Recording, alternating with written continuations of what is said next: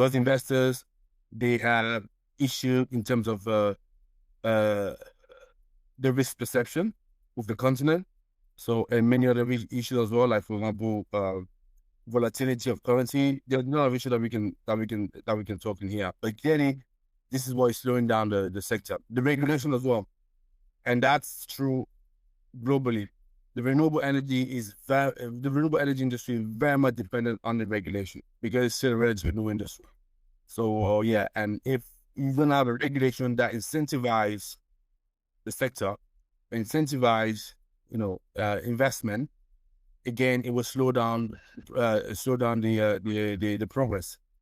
And obviously the two main technology, wind and storage, the biggest challenge there is the intermittency.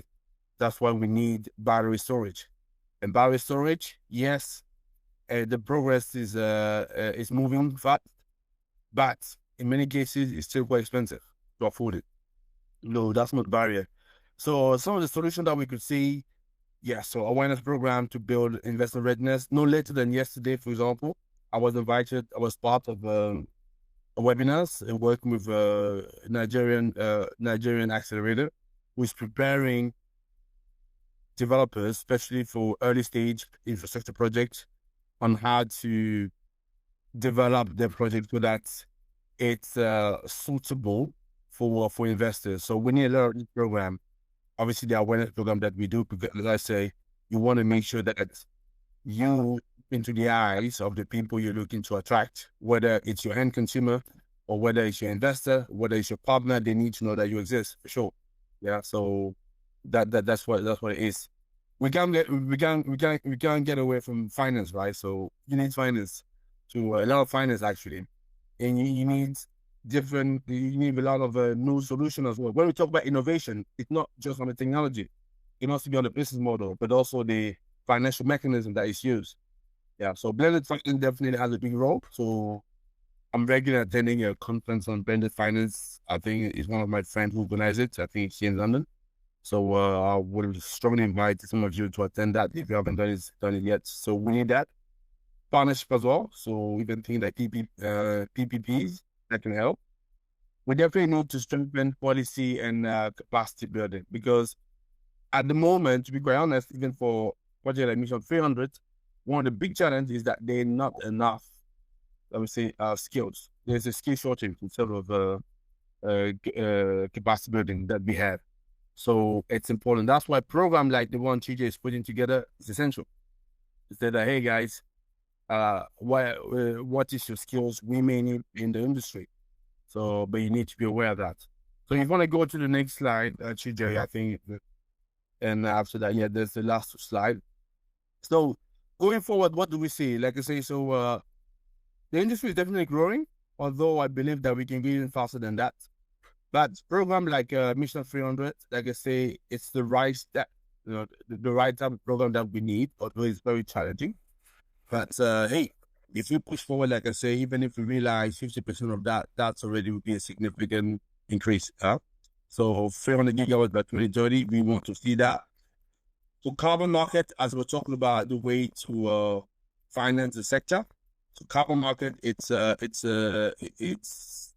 one mechanism, one market that is very, very asset class, very, very interesting, and it's growing. So it's moved from 15 billion to 122. I'm sorry, it would move from 15 billion to 122, and potentially even more. So, but we want to make sure that in the continent we tap into this market. So as you can see, there's only 4% the credit supply that come from Africa. But despite the fact that the continent, as I said, is blessed with resources, 7% of land mass we said here was available sequestration. And you will see my last slide actually tap into this very same opportunity. Yeah. So come back a little bit to the that's one. Yeah, obviously the upgrade.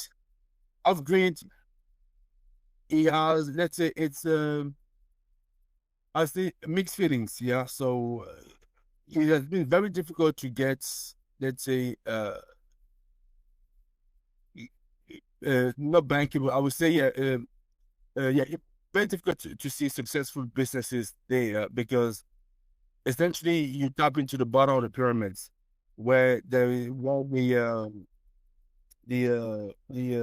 resources, the of the population is very much limited. That's why building a successful business model there has been a challenge. However, it's also good to acknowledge that they've been able to electrify more than 110 million people. So, and that's within the last 10, 15 years. And one thing I just want to mention, I'm sure you would have picked up that, right? It has been more than 10 years plus that we keep talking about the 600 million people in Africa that lacking electricity. You're probably wondering, so how come the industry is growing and that we still talking about 600 million? Well, it's very simple. It's just like the pace of progress is by far, way below the rate, the growth rate of the population. So that is a problem. Like I said, the population is going at a very, very fast pace. Like I told you, I don't know if you realize, but like 5 or 6 years ago, we're barely just 1 billion in Africa. Now we're 1.4. See, and in 25 years we're gonna add another billion. That's what I'm saying. So if we're going at the pace that we see right now, in fact, we're not just gonna have 600 million lacking electricity. We're gonna have even more than that, just because the growth rate of the population is a lot higher. So that's what I wanted to do. And what I've represented there, it's a $2 build. It's just some key date that I've mentioned there, which is just representing what is on the slide. So we can now go to the last slide, TJ. Yeah, so that's what I want to talk about. So as I say, carbon market is definitely one opportunity where I want to raise people's attention. And then and we know that first of all, we don't have enough supply. But even with the supply that we have, most of the people, what they struggle with is to have access to global buyers, right? So, and that has been a problem. So that's why with a couple of other partners, so we decided to, step into this gap and launch a solution. So we have created a platform called Afrocarb. So at the moment, Afrocarb Lite, because like it's a beta version, where the whole idea is to bring into this platform, so verify carbon credit projects, and then connect them with the global buyers. So it's a marketplace in a nutshell. So it's currently live, so you can definitely go and visit that. I'll paste the link as well in a minute in there. And even but more important, next Wednesday, which is next week, and I will drop as well the link in here. So we're doing a launching webinar where we're going to be explaining to you what Afrocarb it's all about. So to give you a better understanding. So I will be very much delighted. So if all of you could attend that, and I'm sure TJ will help me to promote that with that which do. So what I'm just going to drop the link in here. So yeah. So and you can come to that. Yes, I think that's what I had to say for the presentation. So I'm sure there's some question. Be happy to take that. But it's been a pleasure. So don't hesitate to reach out to me. So on LinkedIn, and yeah, be more than happy to have a conversation with you. Thank you, Tony. That was really insightful, and it was a great overview of the renewable energy space in Africa. Really appreciate the work that you did on the installed capacity in Africa increasing from now to potentially 2030 and beyond. So there's a few questions in the chat. The first one from Emeka. He mentioned about the investment return for potential investors. So maybe summarizing just to make it easier, he's asking, how do investors get the best out of deals for those in Africa when it comes to renewable energy? So what's in it for them, and why maybe invest in renewable energy compared to investing in other energy sources? Yeah, sure. Okay, what's in it for you? Well, like I say, I think as an investor, you're always looking for markets where you can get the best returns for you, not just monetarily, but I guess as well as other criteria that you put together. And essentially, the continent of Africa, it's a place where there's so much for you to, there's pretty much everything to build. And it's in a new sector. It's a new sector, lots of resources, and clearly needing investors. There are lots of ambitious projects, but they need you investors. Now, if you ask me, so how much return can I get? I would say, again, it depends. what I usually say to investors is, it depends what is your risk profile and what are they looking for. If you're looking for a stable markets or a growth markets, or if you want to be a pioneer in the markets, obviously you have all of that in Africa. And depending on where you go, then obviously your risk profile and your return will be different. I'm sure you know that the risk profile, in relation to the return, you know that there's a relationship there. I'm not telling you anything that you don't know already.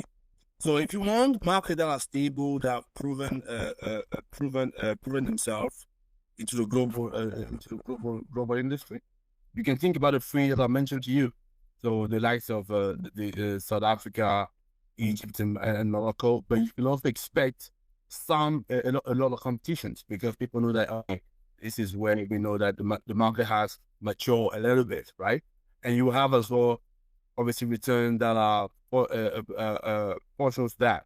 So if you're looking for growth markets, you want to look at countries like certainly Kenya, Nigeria. I would add into that country like Ethiopia.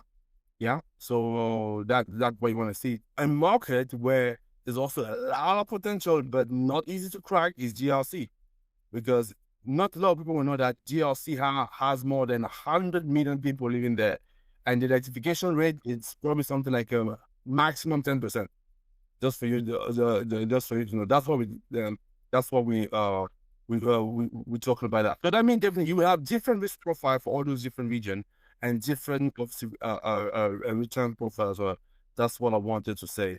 So, how do we know that we're gonna get the best out of the market? It's like any other market. You want to make sure that you obviously document yourself very well, but you work and you work with the right people. That's what I would say.